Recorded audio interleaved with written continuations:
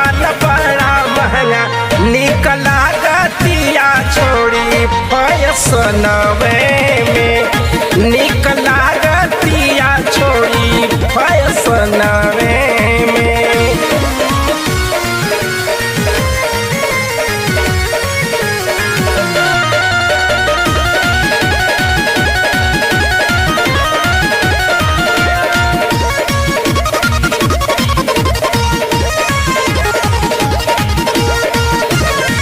होई भाग्यशाली जैसे होई एकर शादी जात ससुराल बाजी खोर में मुनादी होई भाग्यशाली जैसे होई एकर शादी जात ससुराल बाजी खोर में